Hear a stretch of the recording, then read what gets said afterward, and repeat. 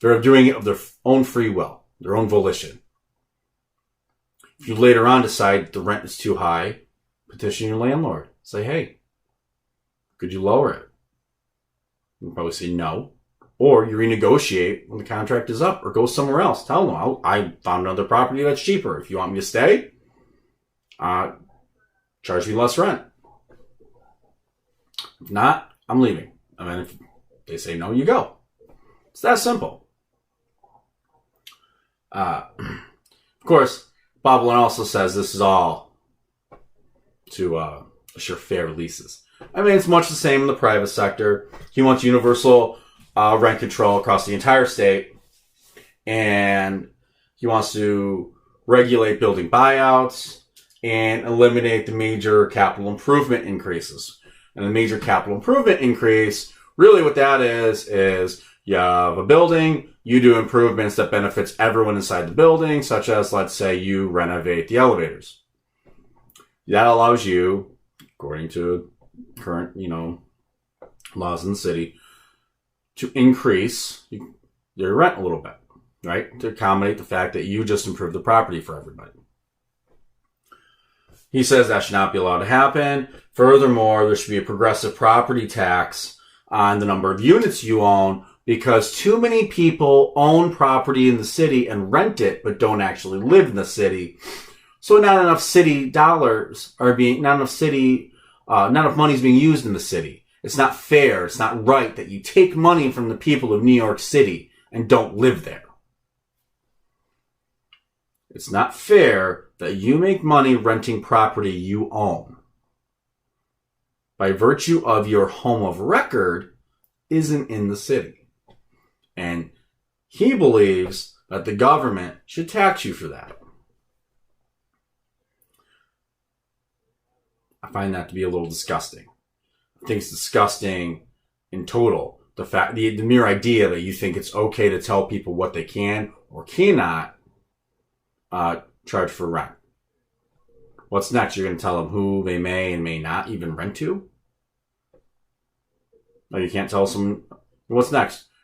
Just because someone can't afford to pay what you want to charge, you can't tell them no, right? That sounds silly, but that'll be the next step. You wait. Well, let's move on. Oh, yeah. What else does he say? He wants to have more funding for schools and higher wages for teachers.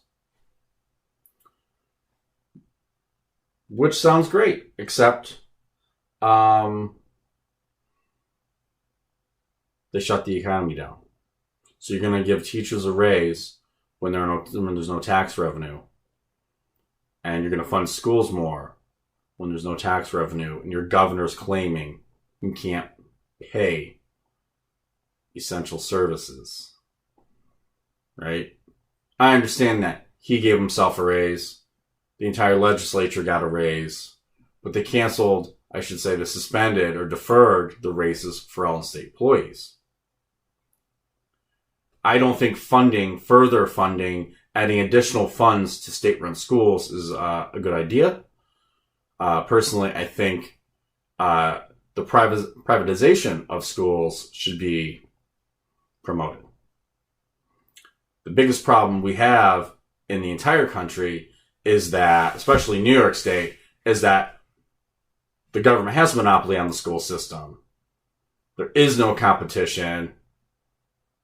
You have to. Basically, most people have to send their kids to public school. There are no mass, there's no Walmart, no chain of really good charter schools in the state where you can go to almost any town or region and find a lot of good options. And why is that? Because the state won't oftentimes allow these schools. Or your local business bureaus are like, no. And what's one of the big excuses? Well, it would hurt the local public school. What does it say about the local public school if there are enough people that are willing to pay the school tax and then pay tuition on top of it, just so their kids don't have to go to public school? How wonderful could that school be? How good is that education really in comparison? And furthermore, why can't some of those tax dollars follow the kid around? Like the voucher programs that have constantly been put forth, right? Why shouldn't a good chunk of your tax dollars follow individual children to whatever school they're going to go to help defray the costs of, at the very least, let's say there's, within driving distance, a much better public school that has a lot better ratings than the one you're currently going to. Why should you not be able to send your kid to that school and let the tax dollars follow them? And that way, maybe you're not paying so much out of pocket, or even a private school. But wait, let's continue. Oh, once again, believes in universal health care. Yep, wants you to pay for everyone else's health care. Because it's okay to steal your money and give it to other people, redistribute your wealth, because you owe it to everyone else, for them to have health insurance. Because health insurance is somehow a right now. There's a service out there that you're just owed. And I wholeheartedly disagree. Health insurance is not a right. It's not. It's a service companies provide. The government has no business providing the service. They certainly have no right, no place to take your money and put it into this government-run service without your consent.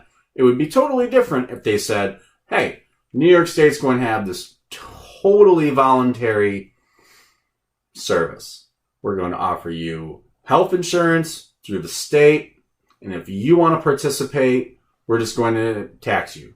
Volunteer to, we'll take X number of dollars out of your check. Or you can do one-time donations. Basically crowdfund it, right? That's not what they do, right? They don't do that at all. They just take your money, they put it in a program, they give it to other people. And then they do a terrible job at it. There's always amazing amounts of waste, fraud, and abuse in systems like this.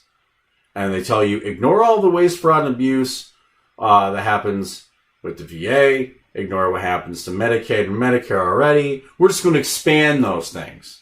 Okay, and just take the VA for a second. How many people who fight for this country and become sick or are injured and have to rely on the VA, and then the VA completely fails them? That is socialized medicine in this country. And it's a perfect example of why there shouldn't be any. I mean, ask doctors what Medicaid tries to do to them. Ask your local dentist if they don't accept Medicaid or Medicare, why they don't. You know, let them regale you with tales of it taking up to 18 months to get paid. Medicaid and Medicare oftentimes don't want to pay for, not just for your time, but sometimes not even for the cost of the materials necessary to do basic dentistry. So essentially, part of that is going to be pro bono. So let me ask you this. How many hours of your day at work can you have listed as just pro bono hours? How many paychecks can you wait 18 months to receive before you have to go find something else to do? Work for somebody else. Because remember, healthcare and dentistry are not rights. Doctors are not your slaves. They don't owe it to you to provide treatment that you either refuse to pay or cannot pay. You owe it to yourself to be a productive human being and do what best you can do. And sometimes it's take a job maybe you don't love, but it has good benefits. Or maybe you take benefits that just benefits you can afford. Right? Sometimes that's life.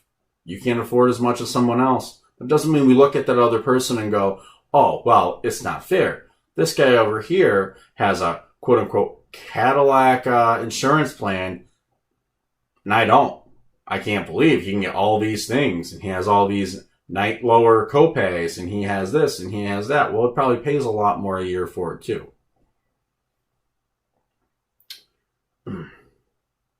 And one of the things that this Patrick Bobilin likes to keep bringing into this is, well, his mother. You know, his mother had hardships when it came to healthcare. And we'll bring that into housing and childcare for SUNY students, because his mother struggled with childcare and housing when she was going to school to better herself. That, obviously that shows there's a problem with society, and all of society should pitch in and pay for someone like her to have free or cheap housing and childcare. And to that I say no. Crowdfunding. Set up a GoFundMe, because not everyone in society owes it to you or your mother or whoever who makes certain life choices and ends up being a single mom. Maybe something happens that is no fault of your own, but life happens. Ask family for help. You don't have family, hire a babysitter. You can't afford it, figure it out.